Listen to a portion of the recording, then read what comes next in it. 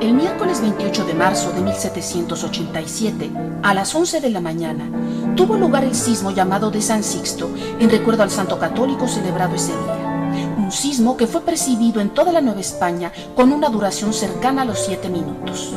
Se desconoce el número de víctimas mortales, pero las afectaciones en las construcciones de las intendencias de México, Puebla y Oaxaca fueron severas. Antequera quedó en ruinas. Además de la destrucción de casi un centenar de casas, colapsaron el templo de la Tercera Orden de San Francisco, las casas reales del Cabildo y del Corregidor, la catedral, la cárcel, la Alhóndiga, la plaza de armas, el templo mercedario, los conventos de Santo Domingo de los padres betlemitas y de las monjas capuchinas, así como las cañerías y acueducto de la ciudad. Al momento del sismo, los funcionarios de las salas reales reunidos en la audiencia corrieron a la Plaza Mayor. En cuestión de segundos, los estragos eran abrumadores. Derrumbada la cárcel, los reos pidieron auxilio. Enterado el corregidor de la situación, ordenó que fueran llevados a la plaza para ponerlos a salvo, mientras el pregonero advertía que aquel que se diera la fuga sería castigado con pena de muerte. Lo que nadie imaginaba es que derivado del macrosismo ocurriría el más grande tsunami del que se tiene memoria en México, cuyas olas alcanzaron los 20 metros, penetrando más de 8 kilómetros tierra adentro en la costa del Pacífico. En Tehuantepec, el alcalde mayor Tomás Molinedo informaría a la Real Audiencia que el terremoto había desatado una extraña conmoción de las aguas y un espantoso bramido del mar. En Igualapa, en la barra de Alotengo y Guerrero, su respectivo alcalde mayor, don Francisco Gutiérrez de Terán, referiría que el terremoto había mostrado una violencia jamás allí experimentada y que al tiempo del primero, los pescadores habían visto con asombro retirarse el mar más de una legua, descubriéndose tierras de diversos colores, peñascos y árboles, y que con la misma velocidad que se huyó de su vista, volvió otra vez y otras, dejando millares de pescados en el distrito que quedó sin agua y antecogiéndolos hizo muchos pedazos a 11 de ellos. La rapiña se apoderó de la capital oaxaqueña. Los vecinos no quisieron salir ya de sus casas. El corregidor ordenó entonces también pena capital para los saqueadores. Casi de inmediato comenzaron las réplicas, algunas de elevada magnitud, motivando a los pobladores a retirar los tejados de sus viviendas y a la autoridad a prohibir el tránsito de los carruajes por las calles para evitar que las vibraciones terminaran por derrumbar a las construcciones dañadas que aún permanecían en pie. Durante una semana, los oaxaqueños ocuparon plazas y solares despoblados en los alrededores de la ciudad. Su ciudad capital estaba en ruinas, sí, pero ellos eran los testigos vivientes del que ha sido el terremoto más poderoso que ha cimbrado a nuestro país.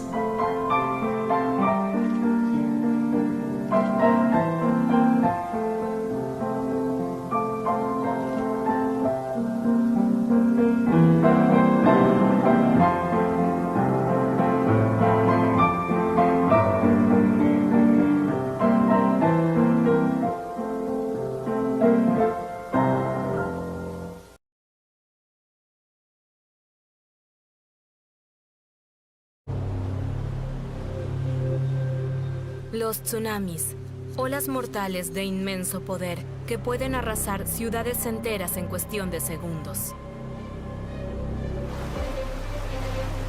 Hasta el 26 de diciembre de 2004, no sabíamos prácticamente nada sobre ellos. Ese día, en el Océano Índico, un enorme tsunami causó la muerte de 230,000 personas. La avalancha de imágenes hizo que el fenómeno fuera conocido en todo el mundo. 7 años después, en 2011, un terremoto y el posterior tsunami produjeron un accidente en la central nuclear de Fukushima. Desde entonces, cada vez que ocurre una catástrofe así, la comunidad científica se apresura a investigar in situ el origen de las devastadoras olas gigantes. Su objetivo es averiguar todo lo posible sobre los tsunamis para evitar futuras catástrofes. Porque ahora sabemos que los tsunamis pueden afectar a cualquier región del mundo y que la urbanización de las costas nos vuelve cada día más vulnerables. ¿Podrá protegernos la investigación sobre tsunamis?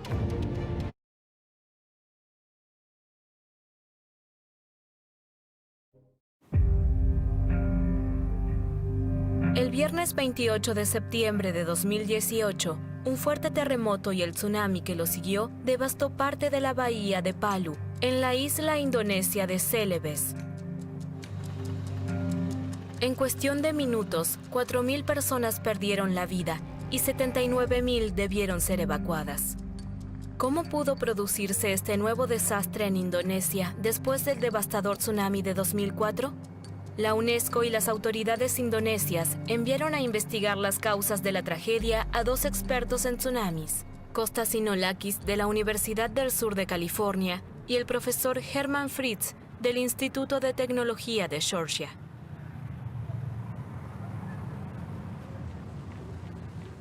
Es impresionante ver toda la destrucción.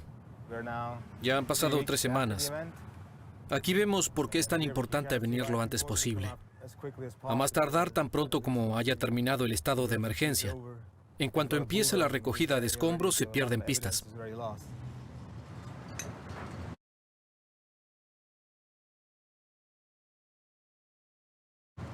En estos campos de ruinas, los científicos investigarán los rastros de las olas. El tiempo apremia. Los trabajos de limpieza ya han destruido muchos indicios y pronto llegará la lluvia monzónica.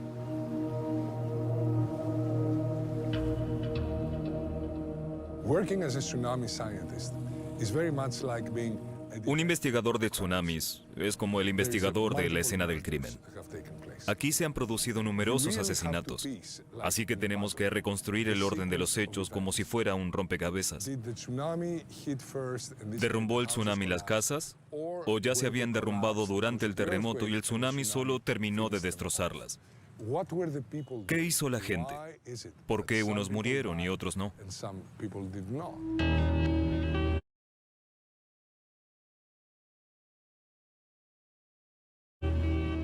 Los 2 investigadores quieren descubrir cómo se desarrolló el desastre. Buscan el fenómeno que desencadenó la ola.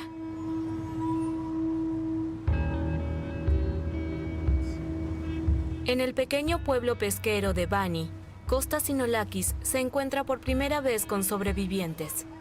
Cuando llegó el tsunami, Abdulatif se encontraba en su bote a 100 metros de la orilla. ¡Bájate del barco! ¡Bájate!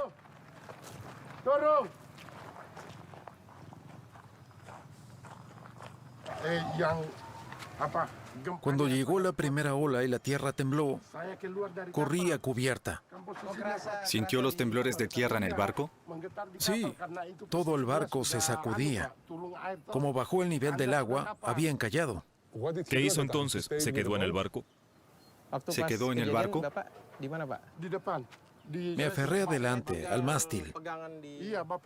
Y entonces, a lo lejos, vi venir la gran ola. Fue muy rápida. Llegó al barco en un abrir y cerrar de ojos y nos empujó a tierra. ¿Qué tan alta era? Pude ver mi casa. El techo estaba casi al mismo nivel que el barco. ¿Dónde está su casa? Allí. La ola tenía entre 5 y 6 metros de altura. Era tan alta como mi casa.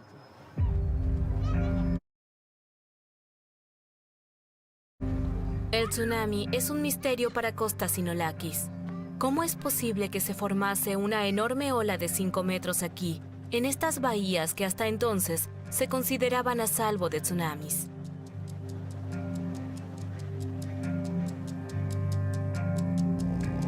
«20 kilómetros al sur de Bani, en Palu, Herman Fritz continúa investigando. En esta ciudad de 350.000 habitantes, al fondo de la bahía, miles de personas perdieron la vida. Acompañado por 2 científicos indonesios, Herman Fritz se dirige al estacionamiento de un centro comercial con vista a la bahía. Quiere descubrir más sobre la dinámica de la ola y para ello estudia los videos tomados con teléfonos celulares. El video se grabó desde aquí. Allí pueden ver el espacio publicitario. La ola del tsunami se acerca, la gente huye. Sí, la gente sale corriendo. Esta es la segunda ola, la más alta. Vemos cuán alta estaba el agua, casi tan alta como la valla publicitaria. Aquí la ola alcanzó una altura de más de 4 metros.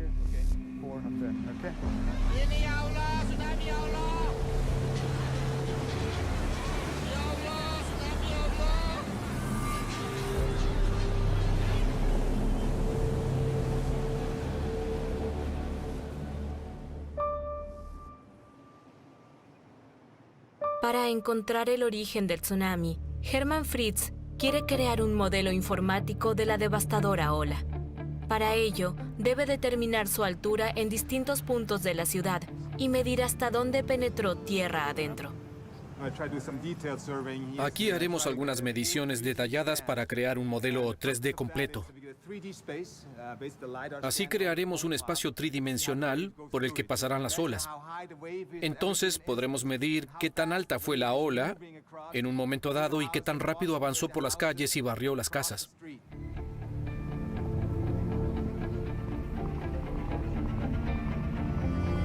Hermann Fritz sigue los rastros del tsunami.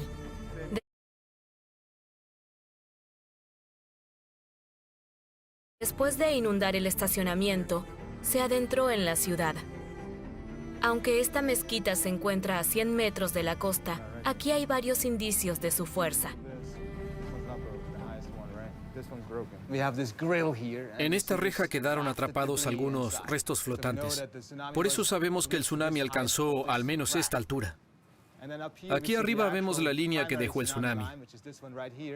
También se puede ver una línea de suciedad en la ventana sobre el fondo del cielo azul. Aquí a la derecha la línea continúa. Así que en esta mezquita el agua llegó aproximadamente a la altura de mi cabeza. Esta es una altura muy problemática con la que uno ya no puede mantenerse parado. La ola te derriba y eso dificulta la supervivencia.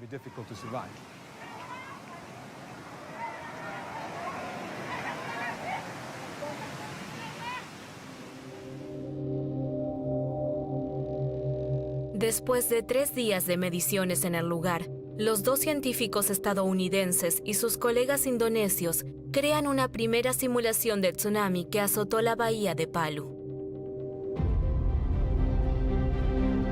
Según sus observaciones, la ola más poderosa penetró más de 300 metros tierra adentro. Sin embargo, Kostassinolakis y Hermann Fritz todavía están en el comienzo de su investigación. Aún deben encontrar la causa de esta ola mortal y esclarecer cómo pudo irrumpir en la bahía de Palu.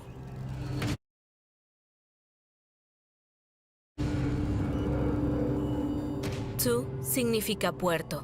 Nami significa olas, las olas que destruyen el puerto. Este término actualmente universal apareció en el siglo XVII, en un lugar de nuestro planeta que a menudo se ha visto afectado por los tsunamis, Japón. Allí, esta expresión fue acuñada por pescadores que regresaban al puerto después de un día sin tormentas y vieron con horror que las olas habían devastado por completo sus aldeas. El último tsunami que golpeó Japón, en 2011, provocó el desastre nuclear de Fukushima. Después de un maremoto de magnitud 9,1, la devastadora ola mató a más de 18,000 personas.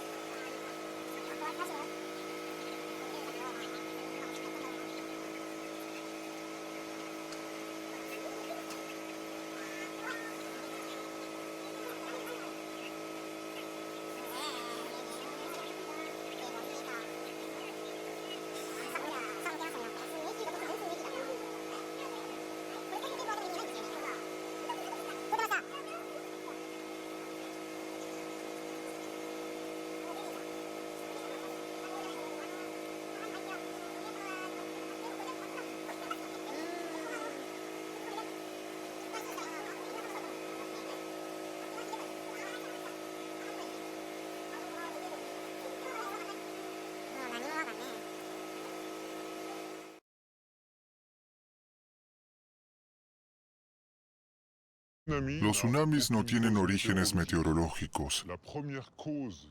Sus causas más comunes son los terremotos y maremotos. Los tsunamis son causados en gran medida por maremotos, que a su vez son debidos a la actividad tectónica del planeta. La superficie de la corteza terrestre se divide en grandes placas que se desplazan por los movimientos del magma unos pocos milímetros o centímetros por año, en zonas de subducción. Estas colisiones pueden causar una deformación de las placas continentales en enormes tensiones, cuya liberación repentina puede provocar fuertes maremotos. El terremoto pone en movimiento toda el agua de golpe. A una profundidad de 4 kilómetros, son 4.000 metros de agua que se mueve a la velocidad de un avión de pasajeros. Cerca de la costa, la velocidad se reduce, lo que hace que la ola crezca. De este modo golpean las costas olas de 20 a 30 metros de altura como en 2011.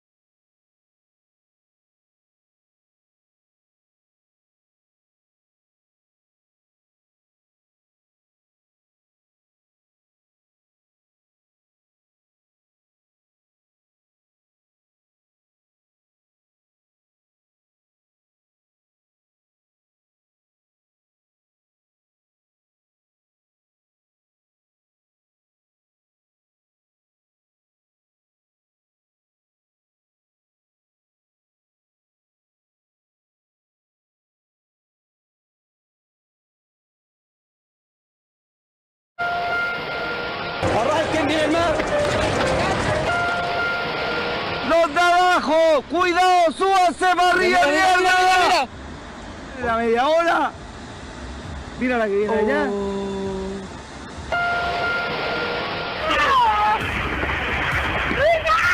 ¡Ricardo!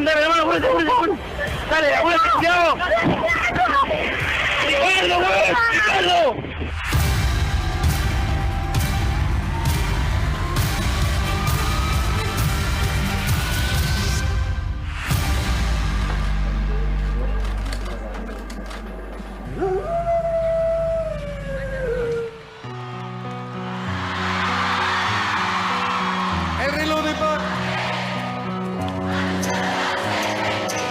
Todo fue cuestión de tiempo. Al menos 5 horas antes del terremoto, el cantante guatemalteco Ricardo Arjona condicionaba su aparición en el Festival de Viña del Mar. O adelantaban su show en el certamen, o simplemente no se presentaba. ¿Quién te dijo que yo era el sueño que soñaste una vez? ¿Quién dijo que tú? La producción del festival entonces reprogramó la noche, una decisión que permitió evitar una inédita tragedia en la Quinta Vergara. Aquí, la fortuna corrió del lado de los encargados del festival, pero no pasaría lo mismo con quienes estaban a cargo del país.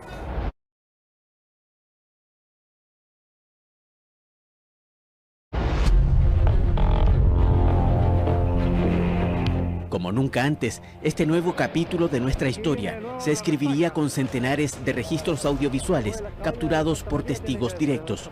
YouTube y Facebook fueron el repositorio testimonial de aquel día.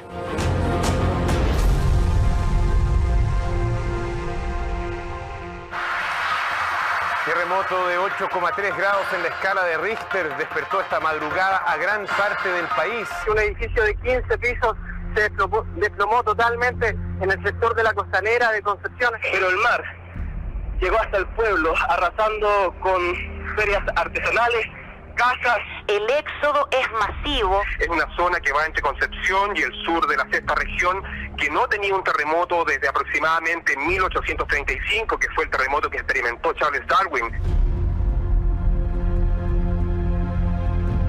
La madrugada del 27 de febrero implicó para muchos transitar desde el desconcierto, la angustia y el miedo, hasta el desconsuelo y la indignación. La gente corría. Yo me quedé sentada cuando vi que venía el mar de atrás. Y me tiró. Mientras te rías hasta un cerro me encontraron. Sacó la casa, pero total, no podía salir, el agua mundía. Está todo enlodado, es lo único que pido, leche, lo único que estoy pidiendo, por favor. Concepción en estos momentos es una ciudad absolutamente sin ley. Se está derrumbando la polar en estos momentos, están cayendo, el calor es intenso, se está cayendo todo. 13 millones de personas vivían en la zona afectada por el sismo. De 7 u 8 autos cayeron junto con la construcción de este paso nivel. Los principales centros urbanos del país amanecieron con graves daños. Las casas, muchas casas de adobe que se encuentran en este sector de la capital, precisamente se han venido abajo. Predecir un terremoto es imposible. Nunca pensé en mi vida que iba a vivir esto. Lo había visto por tele en otros países, pero vivirlo es terrible. Pero alertar sobre un tsunami sí era factible. Lo que se ha observado y que es propio de lo que sucede después de un sismo mayor como el que hemos tenido son olas de gran tamaño, de un incremento de 2,5 metros, pero en Valparaíso, en Talcahuano. Ese desastre dejó al descubierto la precariedad del Estado y las autoridades de turno para enfrentar la emergencia. Hubo subidas de marea del orden de los 2 metros, 2,5 metros en algunas partes, pero en el resto del país está normal. 156 personas murieron por causas asociadas solo al maremoto. 104 de ellas directamente por la fallida alerta de tsunami para las zonas costeras. Y la región del Maule fue una de las más afectadas.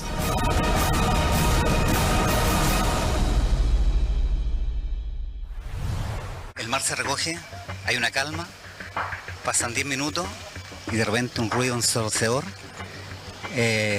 una ola de 15-20 metros y empieza a destruir cabañas, a llevarse los vehículos. Mira, weón. La voy loca. Cagaron los pacos. Mira ya.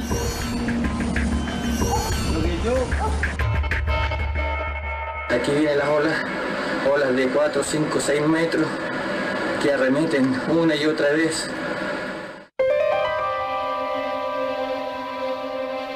Cuando las autoridades todavía evitaban hablar de tsunami, aparecieron las primeras imágenes registradas en el lugar. Yo llevo 30 años camarógrafo, he visto muchas cosas pesadas, pero esto es el ruido del mar cuando la ola, es un ruido que no se puede graficar. Imagínate, nosotros llevaríamos unos 10 minutos arriba, en el cerro, en el filo del cerro, y yo vengo un poquito caminando y le digo yo, mire, escuchen ese sonido es una ola que está echando y loca abajo. Nosotros pensábamos que ya todo se había terminado. Todo esto, el circo, todo lo vimos cuando se caía todo, cuando se venía todo. Aquí no solo debieron enfrentar todo lo que provocó el terremoto, horas después del desastre, una vez en los cerros, quienes lograron huir de las olas tuvieron que permanecer en alerta a otra posible amenaza. Leones que sobrevivieron al maremoto y escaparon del cautiverio en un circo destruido por el agua. Algunos recuerdan que incluso escuchaban sus rugidos a la distancia durante la noche. Porque estábamos preocupados que los fueran a morderlos o a comerlos, a hacerlos algo. Pero ya cuando subimos el otro día por los mismos del circo, que ya había sido esa que balaba, ya la habían encerrado. Hoy día, imagínate que hoy día ya no veíamos, se está construyendo donde están las vías de evacuación. ¿Sí? Se está construyendo casas aquí mismo donde yo vivía, había unas cabañas, pero hoy día tenía una carpa inmensa ahí que vienen a veranear. Compadre, llega una ola tremenda, los va a llevárselo a todos.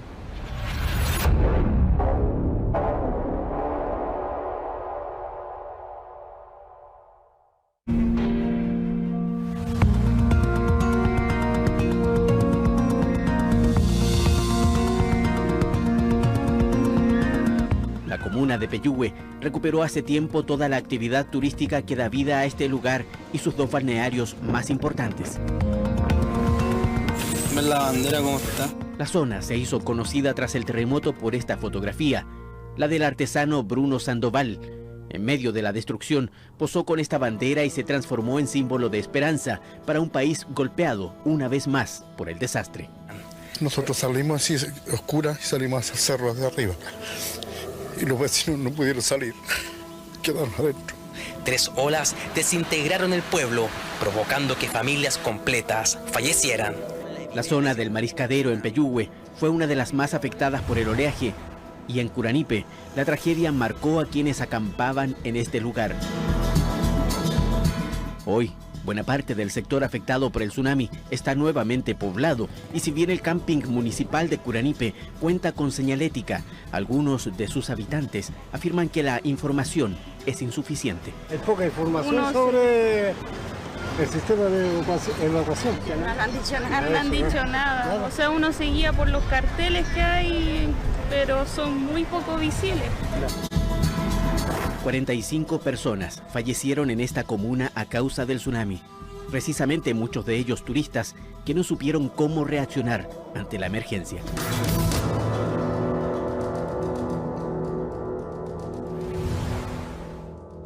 No, que va a pasar por al lado, ahí no por él. Me lleva el agua, mira, me lleva el agua. Me arranca, mira.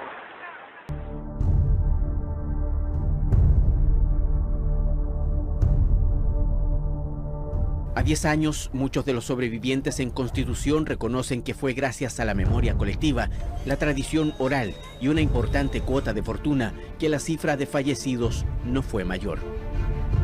Bueno, vamos a la isla Rego de Constitución. Donde aquí igual murió principalmente la gente del 27F. Ahí está usted. Ahí estaba yo con mi hijo, que está tremendamente grande ahora, que han pasado ya 10 años. Claro. Estaba como del porte de él, más o menos, más chico todavía, tenía 2 años 6 meses. Mariela y su hijo, hoy de 13 años, sobrevivieron a una de las mayores tragedias que dejó el tsunami en la región del Maule. Estas son imágenes de lo que llaman la cuarta ola del tsunami en Constitución. Fueron captadas por un camarógrafo aficionado que quedó impresionado porque el agua de la desembocadura del Maule corría en sentido contrario, es decir, desde el mar hacia el río. Y después el agua nos llegó hasta aquí, hasta el cuello, más o menos. Y así cuando llegaba al cuello, el agua bajaba. Después vino otra hasta aquí, bajaba. Y después la tercera o cuarta hora más o menos sería la que se tuvo que hacer, porque cada vez eran más grandes. Yo estaba allá arriba en el cerro y de repente vi que había gente ahí en la isla y de repente venía la ola gigante, así una ola grande y se llevó la mitad de la isla, la gente, todo. Mira cómo arranca, mira. Mira cómo arranca, mira. Allá arranca. Cuando vino esa ola, nosotros miramos para allá y ahí se veía y venía igual que una mano. Igual como que una mano que va corriendo.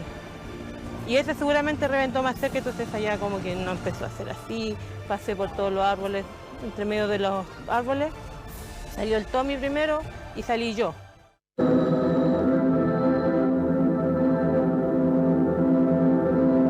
La ola que venía de allá del norte se juntó con la del oeste. Hizo un tipo de V para arriba, pero impresionante. Pasó la ola localista y para arriba. Aproximadamente le calculo 20 metros de altura. No existía ninguna posibilidad de hacer nada porque no había ningún sistema que permitiera alertar a las personas con el tiempo que se requería.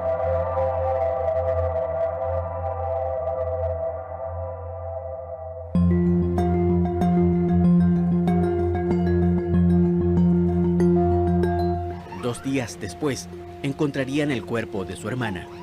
Mariela y su hijo pudieron salir del río Maule al menos a 1 kilómetro de distancia, entre los escombros de la destrucción que el tsunami dejó en el pueblo. Solo en la isla murieron 36 personas. Los cuerpos de 10 de ellas nunca aparecieron. Lo ocurrido aquí se convirtió en uno de los ejemplos más patentes de la inoperancia de los sistemas de alerta temprana durante la emergencia. Según Mariela, tampoco primó la sensatez entre los funcionarios de la Armada que estaban en la Capitanía de Puerto. La investigación de la Fiscalía determinó que no prestaron ayuda a un pescador que cruzó a nado desde la isla a Constitución para pedir el rescate de esas personas que no tenían cómo escapar del mar. Él fue a los marinos diciendo que no, que se salía el mar, y los marinos dijeron no, que se fuera por la casa porque estaba loco. ¿Le dijeron los marinos? Eso le dijeron los marinos, que se fuera y no lo pescaron. ¿Todavía no pasaba la ola grande? Ahí cuando fue el marino todavía no pasaba la ola grande, porque según los marinos no pasó nada, se descartó todo.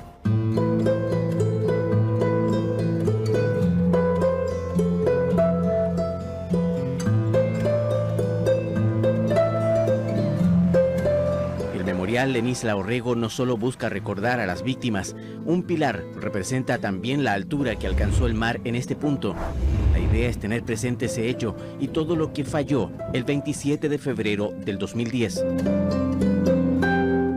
Entre quienes vivieron el tsunami persiste la idea que ante un nuevo evento de este tipo deberán reaccionar de manera autónoma.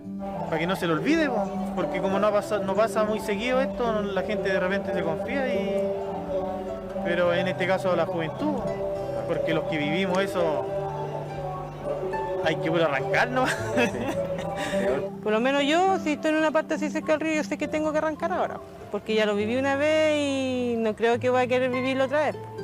Tengo que buscar una forma de arrancarlo por mis propios medios, porque igual tampoco no voy a esperar que vengan los marinos a rescatarme.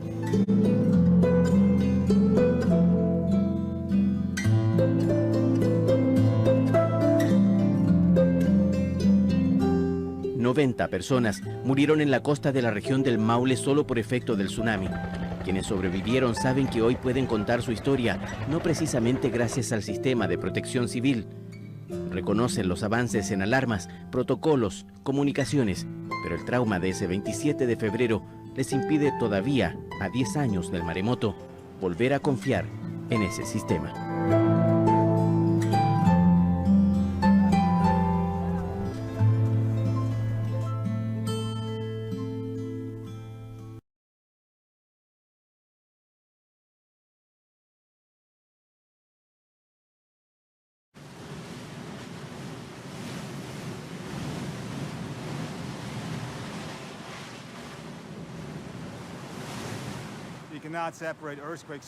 La investigación de terremotos y tsunamis es inseparable.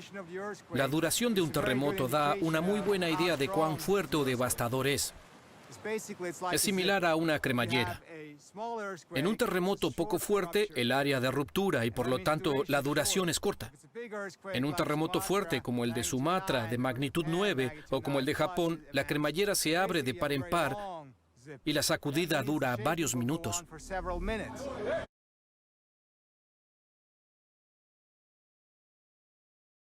Jesus Christ, look at that.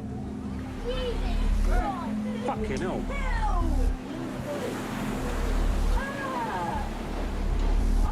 That wave is a good 15, 20 feet tall. Easy. Cuanto más largo y fuerte es un maremoto, más poderoso es el tsunami que desencadena. Es lo que sucedió en el terrible maremoto del 26 de diciembre de 2004. En el Océano Índico, A 100 kilómetros de las playas de la ciudad de Banda Aceh, en la isla indonesia de Sumatra, se rompió una falla de 1.200 kilómetros. El enorme maremoto de magnitud 9,1 duró más de 5 minutos. 15 minutos más tarde, olas de hasta 35 metros de altura irrumpieron en las costas para luego continuar su camino a través del Océano Índico. Hubo un total de 230.000 muertos, una gigantesca catástrofe, por primera vez filmada en vivo por cientos de cámaras de video.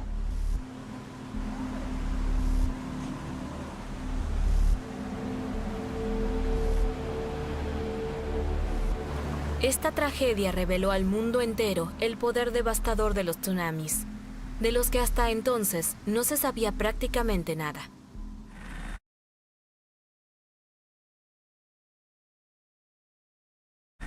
También para la ciencia fue un impacto que hizo progresar la por entonces incipiente investigación sobre tsunamis.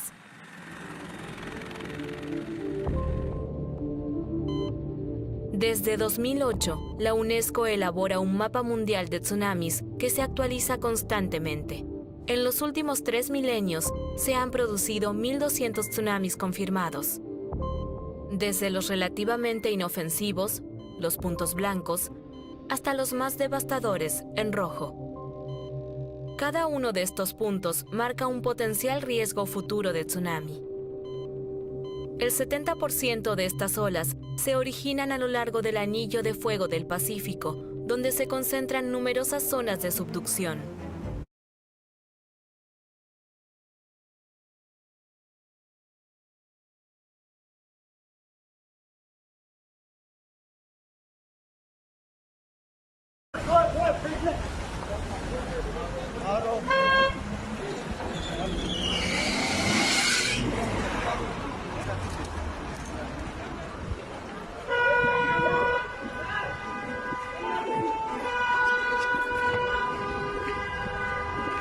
Kanka şuraya hemen geçelim ya.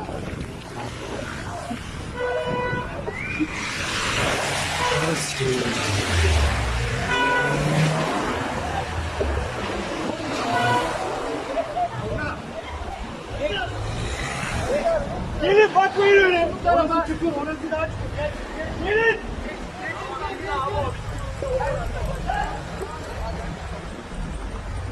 Abi orayı biz oraya teknenin oraya gidemeyiz ki. Teknenin oraya gitmiyoruz zaten ya. Otelin oraya. Otelin oraya gideceğiz. Oraya geçemeyiz. Orası doldu. Şuradan arkadan dolanalım. Bizim otel neredeydi? Araba kaldı. Ha bizim otel şuradaydı. Kanka yanlış yere gidiyoruz gel. Gel. Ya şu ara sokağa gireceğiz. Yürü yürü şuradan gir. Ara Gir sokağa. Gir doldu doluyor. Hadi şuradan gir. Şuradan gir. Gel.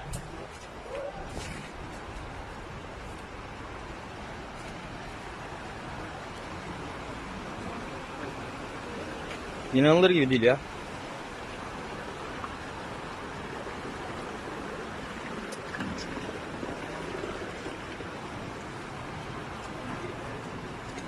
Gel kankacığım. Ne vardı orada ya? Gel. Geçti mi herkes oradan acaba? Burada var mı insan?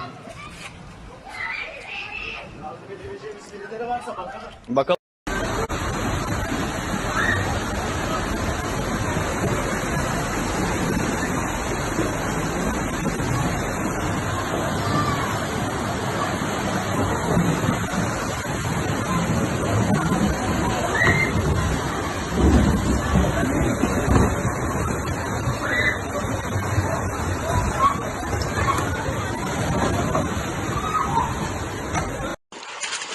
Böyle bir şey yok.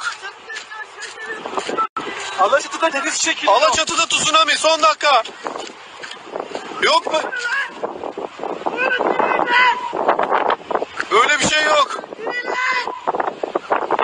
Tsunami geliyor.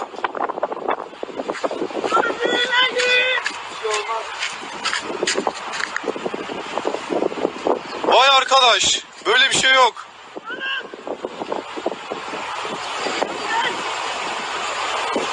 Vay be. Deniz çekildi. Oğlum deniz şuraya kadar geliyordu ya. Şuraya bak. Yuh! Böyle Eğer gidiyor. Böyle bir şey olamaz.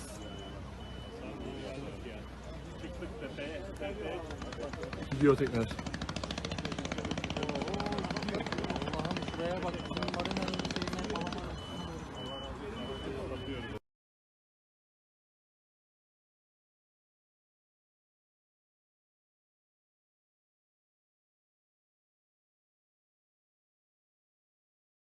En Palu, Costa Sinolakis y Herman Fritz continúan su investigación. Después de la tragedia de 2004, aquí se estableció un sistema de alerta temprana de tsunamis. Entonces, ¿por qué hubo tantas víctimas en 2018? En este lugar había muchos vendedores de comida. Aquí había mucho movimiento. Primero hubo un estruendo. La gente gritaba. Está subiendo el agua. Según este testigo, la ola tomó por sorpresa a la multitud apiñada en las calles junto a la playa. No les había llegado ninguna alerta.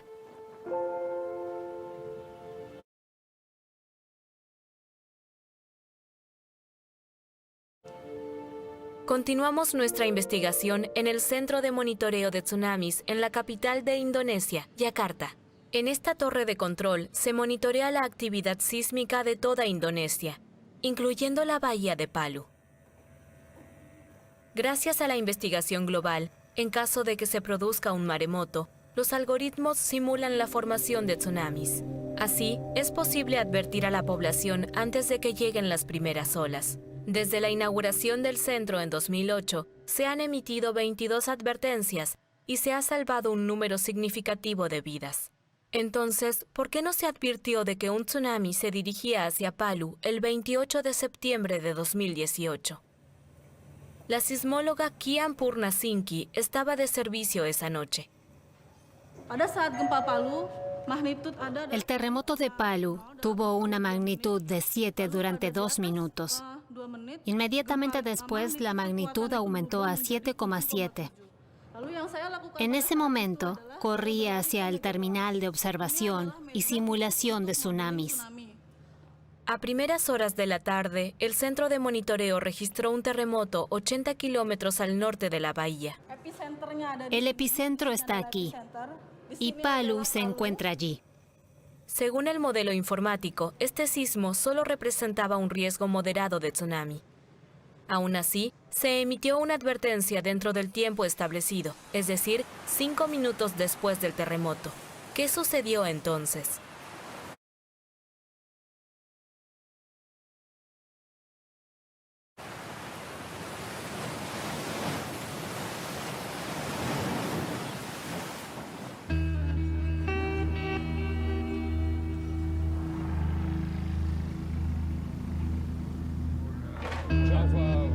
Costa Sinolakis encontrará la respuesta gracias a 2 cámaras de vigilancia privada. El viernes 28 de septiembre, a las 18:02, un terremoto sacudió la bahía de Palu. Duró más de 2 minutos.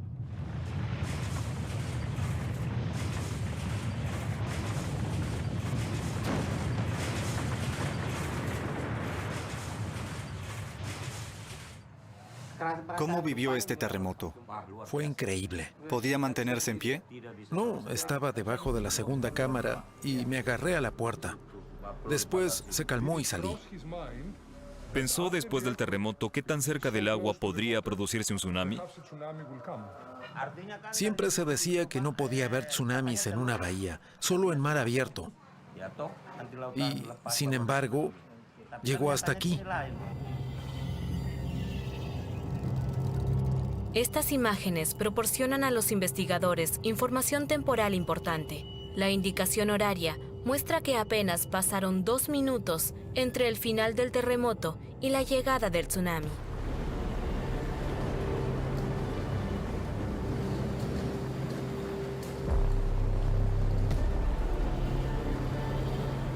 Nunca antes se había registrado una secuencia tan veloz.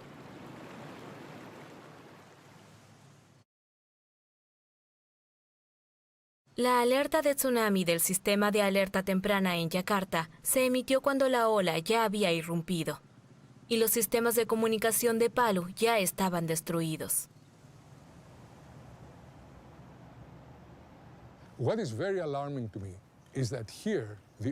Para mí es preocupante que este terremoto pudiese desencadenar tan rápido un tsunami. Tenemos que descubrir cómo sucedió y por qué el tiempo transcurrido entre el terremoto y el tsunami fue tan corto.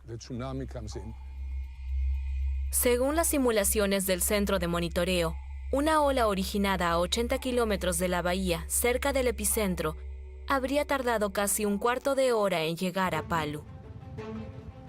¿Cómo pudo llegar con tanta velocidad y fuerza?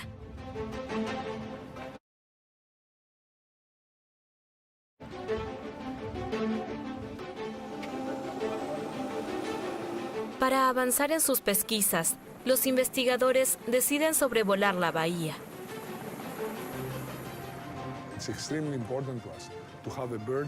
Para nosotros es muy importante observar toda la región desde arriba. Desde un helicóptero podemos hacernos una idea del trayecto de la ola y de la magnitud de las inundaciones. El balance inicial preocupa a ambos científicos. Áreas devastadas e intactas se alternan, pero eso no es todo. Fuera de la bahía, los rastros de las olas desaparecen muy rápidamente y vemos las hermosas playas indonesias.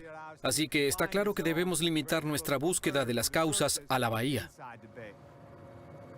Si la ola que devastó Palu se hubiese formado en mar abierto, se habría visto afectada toda la costa. Herman Fritz y Kostas Sinolakis no consideran posible que la ola mortal pueda atribuirse directamente al epicentro identificado por el Centro de Alerta Temprana. El origen del tsunami debe estar en la propia bahía.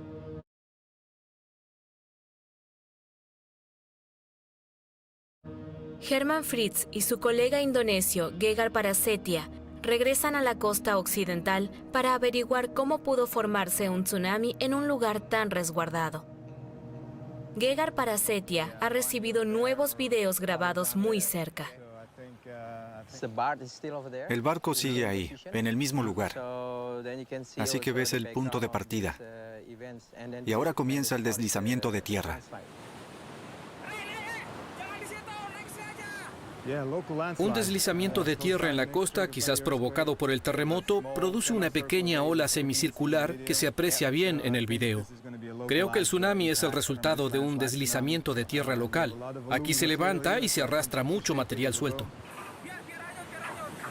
En opinión de Herman Fritz, la poca fuerza de la ola muestra que fue provocada por un deslizamiento de tierra cerca de la costa. Pero el desplazamiento de tierra por sí solo no es suficiente para explicar el tsunami que devastó la bahía. Aquí tenemos la prueba en forma de un enorme escarpe a lo largo de la línea de costa. La tierra se deslizó hacia el mar. Fue un deslizamiento de tierra. Pero este tsunami localizado es demasiado pequeño para ser la causa principal de la ola que devastó Palu o Bani al otro lado de la bahía. Durante su recorrido por la bahía, los investigadores descubren deslizamientos de tierra similares. Todos podrían ser la causa de mini tsunamis. Sin embargo, recién cuando penetran hacia el interior, pueden explicar el curso completo del tsunami de Palu. Aquí esto es inusual.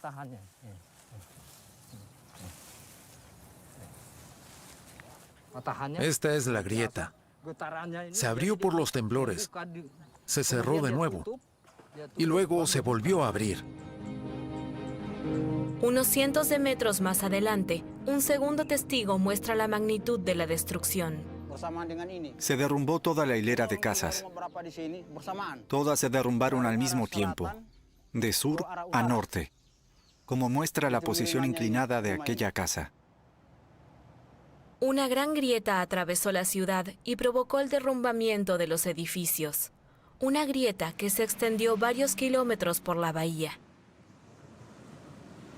Los investigadores por fin han encontrado una respuesta. La grieta es la causa del tsunami de Palu.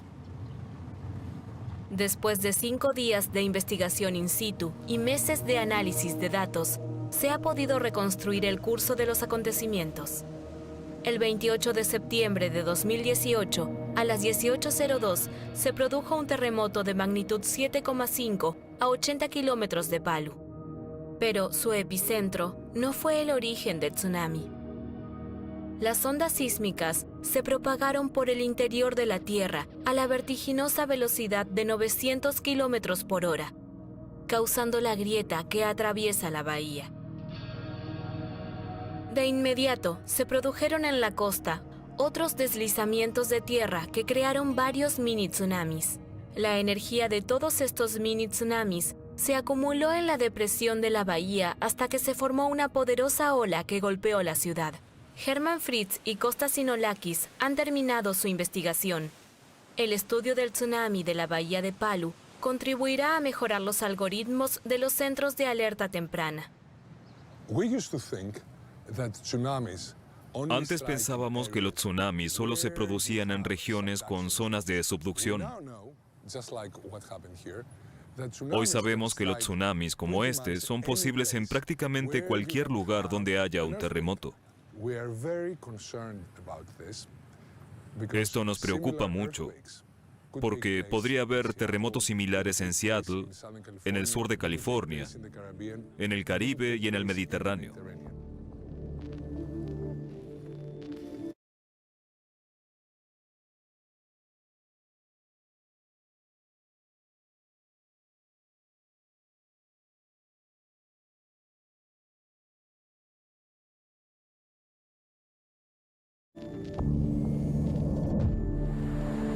Qué masas de agua, qué vientos, qué trueno, qué terrible terremoto, qué espantoso el ruido del mar y qué grito de un gran pueblo. Este texto del poeta italiano Francesco Petrarca informa de una extraña tormenta que golpeó la ciudad de Nápoles en el siglo XIV. 700 años más tarde, el vulcanólogo Mauro Rossi se basa en las descripciones de Petrarca. Trabaja en los planes de emergencia por erupciones volcánicas de la ciudad de Nápoles. La mayoría de los tsunamis son causados por terremotos y rupturas de fallas, pero también pueden ser provocados por erupciones volcánicas. Petrarca fue testigo de un fenómeno extraordinario que afectó a la ciudad de Nápoles. Estaba durmiendo, no muy lejos del puerto, cuando se despertó por ruidos extraños que eran tan fuertes que creyó que se trataba de un terremoto. En ese momento, Petrarca corrió, como la mayoría de los habitantes, hacia el agua y vio con sus propios ojos el puerto completamente devastado. Además de la destrucción, Petrarca también reporta cientos de muertos y docenas de barcos hundidos. Según la opinión de Mauro Rossi, esta extraña tormenta fue evidentemente un tsunami. En ese momento, Petrarca no podía saber que se trataba de un tsunami, porque este fenómeno aún era desconocido en la Edad Media. Sin embargo, hoy sabemos con certeza que se trató de un tsunami. Para que la tragedia no se repita, el vulcanólogo busca la causa del tsunami que devastó el puerto de Nápoles en 1343. En el siglo XIV, sin embargo, no existen informes históricos de una erupción del Vesubio en el Golfo de Nápoles. Por lo tanto, Mauro Rossi se concentra en otro volcán que es uno de los más activos de la región, el Stromboli, a 200 kilómetros de Nápoles. En 2002, parte del cono volcánico se desprendió durante una erupción, lo que produjo alrededor de la isla una ola de 10 metros de altura. La ola se extendió a través del mar Tirreno y alcanzó muy debilitada la bahía de Nápoles. ¿Podría una erupción mucho más violenta del Stromboli haber desencadenado el tsunami que describió Petrarca hace 700 años? Por encima de la localidad de San Vincenzo, en una ladera del Stromboli, la arqueóloga Sara Levi desentierra los restos de una pequeña iglesia derrumbada. Puede ofrecerle a Mauro Rossi una primera respuesta. Sabemos que se produjo un evento dramático que provocó el colapso repentino de la edificación. La causa probablemente fue un violento terremoto, porque dentro encontramos grandes bloques de piedra en el piso de la iglesia. Para fechar esta actividad pasada del Stromboli, los arqueólogos examinaron 3 esqueletos encontrados entre los restos de la iglesia. Este esqueleto se encontraba en una tumba producida por una capa de tejas que cayó cuando la iglesia se derrumbó, por lo que la persona fue sin duda testigo de la catástrofe, tal vez una víctima o un sobreviviente. Gracias al método del carbono 14 sabemos que el esqueleto datado es de mediados del siglo XIV. La fecha del terremoto que sacudió la isla de Stromboli coincide con la fecha del tsunami descrito por Petrarca en la bahía de Nápoles. La iglesia derrumbada no fue reconstruida. Esto es inusual e indica un cambio decisivo en la historia del asentamiento de la isla. Probablemente estuvo deshabitada hasta el siglo XVII. El evento fue tan dramático que la isla de Stromboli estuvo deshabitada durante más de 200 años, 10 generaciones. A la luz de estos hallazgos, Mauro Rossi comenzó sus propias excavaciones. Busca una conexión entre la actividad del volcán y el tsunami de 1343 descrito por Petrarca. Finalmente, a 4 metros por debajo de la superficie de la Tierra, el vulcanólogo se encontró con una impresionante estructura sedimentaria. Este depósito del tsunami es por mucho el más grande que hemos encontrado. Dataría del año 1350. Los materiales contenidos lo demuestran.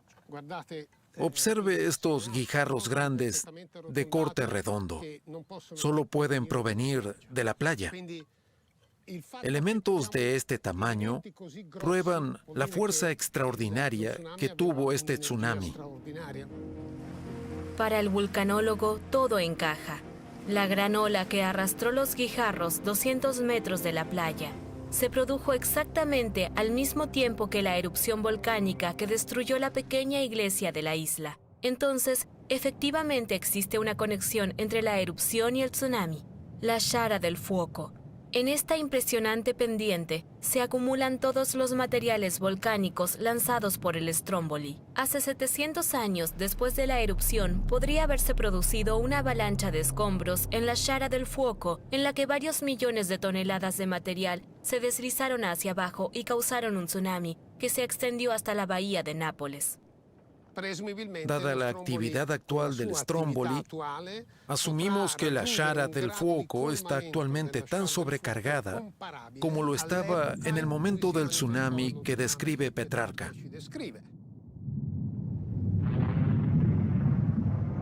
Para Mauro Rossi, la corriente piroclástica que acompañó la erupción de 2019 fue solo un presagio de una catástrofe mucho peor.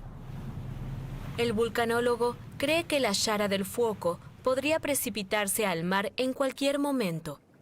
La isla de Stromboli se monitorea las 24 horas del día para poder advertir a las autoridades, a los residentes y a los turistas lo antes posible.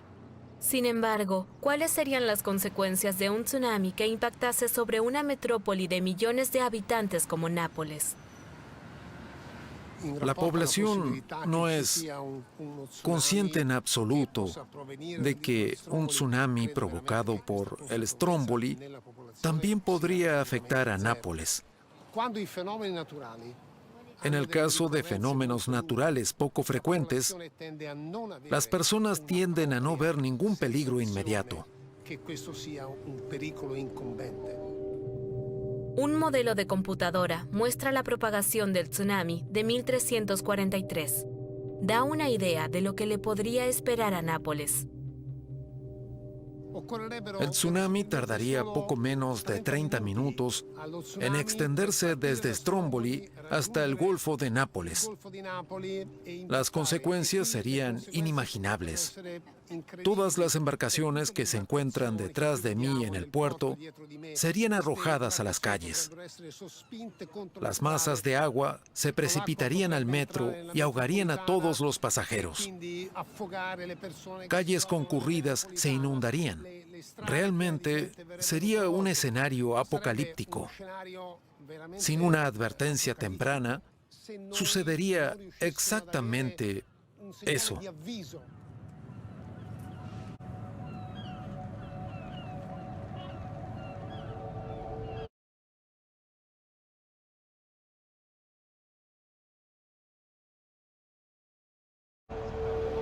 Terremotos, deslizamiento de tierra, erupciones volcánicas, todos estos fenómenos naturales pueden desencadenar tsunamis. Los resultados de las investigaciones de los últimos 15 años, pero también el perfeccionamiento de los sistemas de alerta temprana, con una mayor capacidad de adaptación a zonas de riesgo concretas, permiten comprender mejor este fenómeno. En Japón, el país mejor preparado del mundo ante tsunamis, la tecnología es la más avanzada. Aquí los investigadores saben exactamente de dónde vendrá la próxima catástrofe.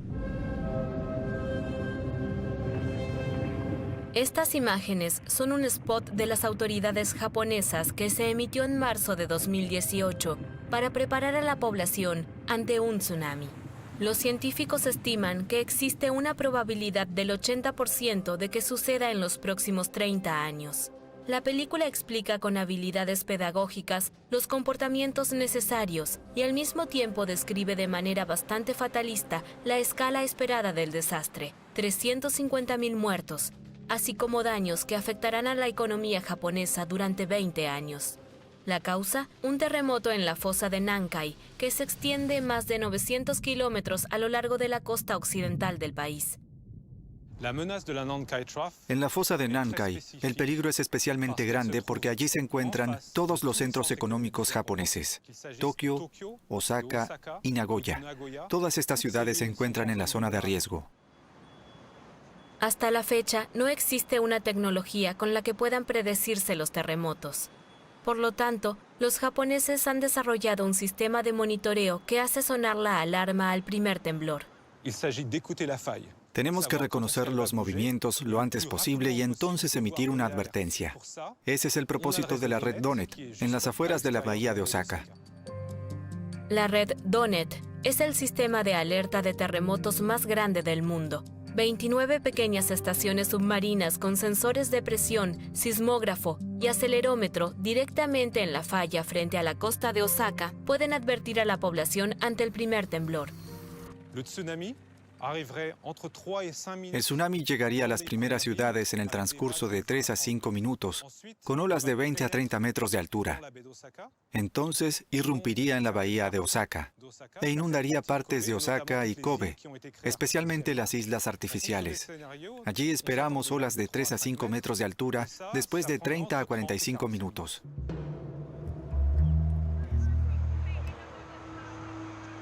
Para crear planes de evacuación efectivos y probar los muros anti-tsunami, el Centro de Protección Civil de la Universidad de Kioto simula en una pileta de agua las consecuencias de un terremoto en la fosa de Nankai. Estamos casi seguros de que nos enfrentaremos a un terremoto de magnitud 9 que desencadenará un tsunami.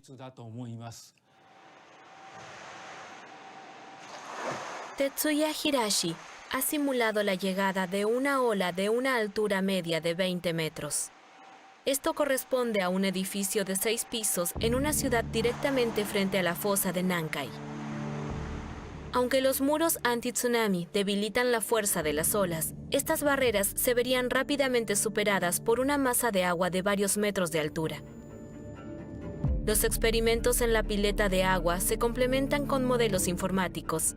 De este modo, el equipo de Tetsuya Hirashi puede predecir la propagación del tsunami en la bahía de Tokio. Aunque se encuentra a 5 kilómetros tierra adentro, el distrito alrededor del Estadio Olímpico podría quedar sumergido bajo una ola de 9 metros de altura. El propósito de estas simulaciones es identificar lugares peligrosos. Por ejemplo, una calle que se inundaría muy rápidamente y por lo tanto no es adecuada como ruta de escape. Incluso las entradas de muchos edificios estarían bloqueadas por el agua, de tal modo que no servirían de refugio.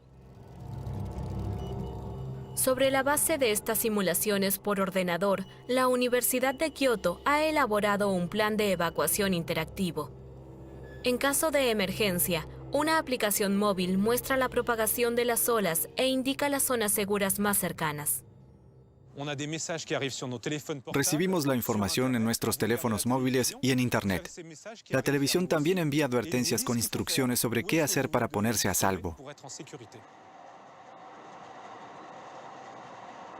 Pero tan importante como las rutas de escape y zonas seguras, también es limitar los daños.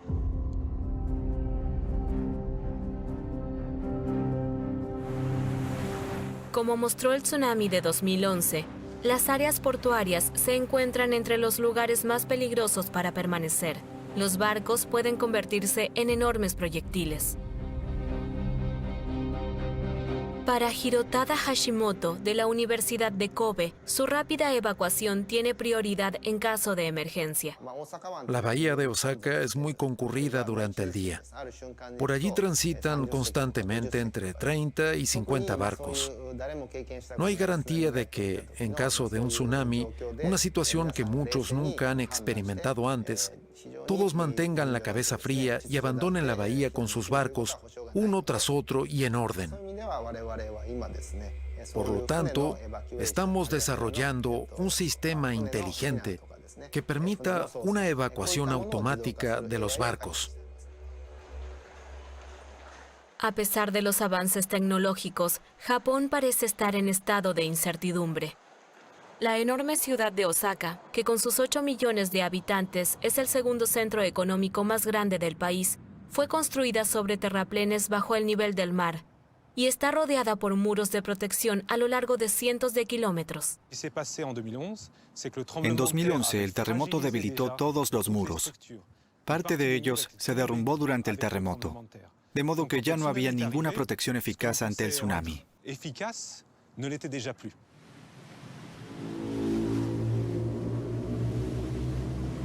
Hasta la fecha, los terremotos no pueden predecirse ni siquiera con las tecnologías más sofisticadas.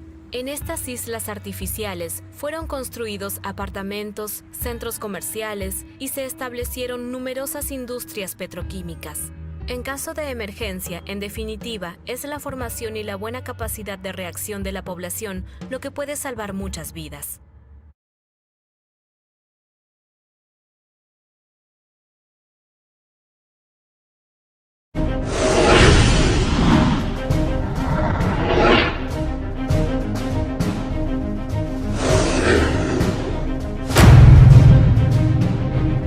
Los tsunamis son una serie de olas que se producen por una perturbación en la superficie del mar. El término tsunami, que en español significa ola de puerto, proviene del japonés tsu, que significa puerto o bahía, y nami, que significa ola. También se le llama maremoto. Los tsunamis pueden ser generados por una erupción volcánica, derrumbes costeros, deslaves submarinos o el impacto de un meteorito. Sin embargo, el fenómeno más común son los sismos, que provocan deformaciones del fondo marino, provocando aproximadamente el 99% de los tsunamis ocurridos en el Océano Pacífico. Un sismo es capaz de generar un tsunami cuando la liberación de energía ocasiona que se rompa una porción extensa del fondo marino, con un movimiento ascendente o descendente, siendo transmitido este movimiento a la superficie del mar. Una vez que el tsunami se ha generado, este se propaga en todas direcciones con una velocidad de hasta 800 km por hora aproximadamente, a una profundidad de 5.000 metros, modificando su comportamiento al aproximarse a la costa, donde la velocidad de propagación disminuye a consecuencia de la menor profundidad, pero aumentando la altura de sus olas, lo que puede ocasionar inundaciones repentinas o una retirada del mar, seguida por una inundación que puede penetrar varios kilómetros de tierra, con alturas hasta de 30 metros. Los tsunamis se clasifican en locales, cuando el lugar de origen es muy cercano a la costa y el tiempo de desplazamiento es en pocos minutos. regionales, cuando el litoral invadido se ubica a no más de 1000 kilómetros de distancia desde su origen, y los lejanos o transoceánicos, cuando el sitio de origen está a más de 1000 kilómetros de distancia. Todas las regiones oceánicas del planeta pueden experimentar tsunamis. En México, el marco tectónico está conformado por la placa continental norteamericana y las oceánicas del Pacífico, Caribe, Ribera y Cocos. Estas dos últimas se desplazan por debajo de la placa norteamericana, originando una zona de subducción denominada la trinchera mesoamericana, y que comprende los estados de Jalisco hasta Chiapas. Lo anterior permite identificar a esta zona dentro del mapa de peligro por tsunamis como susceptible a la generación de tsunamis locales. Cabe mencionar que todo el Pacífico mexicano se encuentra expuesto a los efectos de los tsunamis regionales y transoceánicos, existiendo menor riesgo para el Golfo de México y Mar Caribe.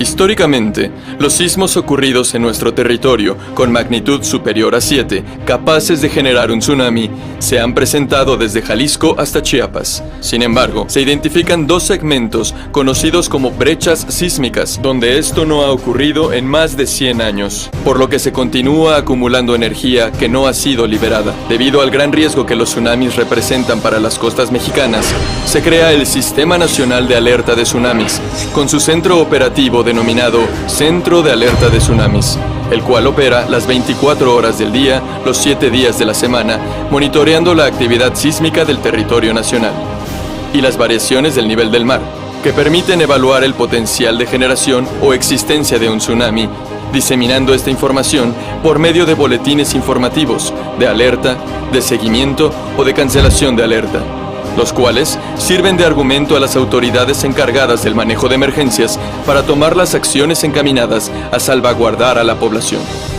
Es de destacar que no todos los sismos fuertes pueden generar un tsunami. Sin embargo, ocasionan pánico en la población y el cese de actividades, razón por la cual el Centro de Alerta de Tsunamis emite oportunamente los boletines informativos que dan confianza y certidumbre. Los tsunamis alrededor del mundo han sido devastadores para la humanidad, como el de Indonesia, ocurrido el 26 de diciembre de 2004, que ocasionó la muerte de por lo menos 280,000 personas en el Océano Índico, o el de Japón, el 11 de marzo de 2011, que causó la muerte de casi 16,000 personas, quedando reflejado en este último caso la importancia del sistema de alerta temprana contra tsunamis, ya que permitió salvar muchas vidas. En caso de que se encuentre en la costa y sienta un sismo que le impida permanecer de pie, aléjese de las playas, en tanto las autoridades indican que son seguras, ya que se puede generar un tsunami. El sismo es la alerta. Si el tsunami se ha generado, debe mantener la calma, caminar o correr a tierras más altas, a 30 metros sobre el nivel del mar o 1.6 kilómetros de la costa. Si no puede moverse a un terreno más alto, suba por lo menos al tercer piso de algún edificio. No maneje por las carreteras. Estas deben quedar libres para la circulación de los vehículos de emergencia. Siga todas las instrucciones de las autoridades locales. La Secretaría de Marina, comprometida con la prevención y la protección de la población civil a través del Centro de Alerta de Tsunamis, siempre te alertará ante la ocurrencia de este tipo de fenómenos que permita salvar y reducir la pérdida de vidas y de bienes. Para mayor información,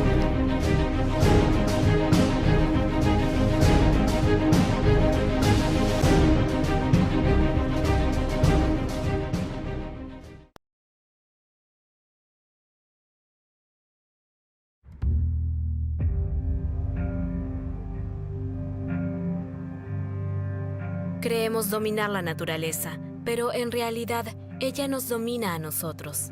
En todo el mundo, la investigación sobre tsunamis avanza a pasos agigantados. Sin embargo, cada nueva catástrofe pone a prueba las tecnologías que se supone deberían protegernos.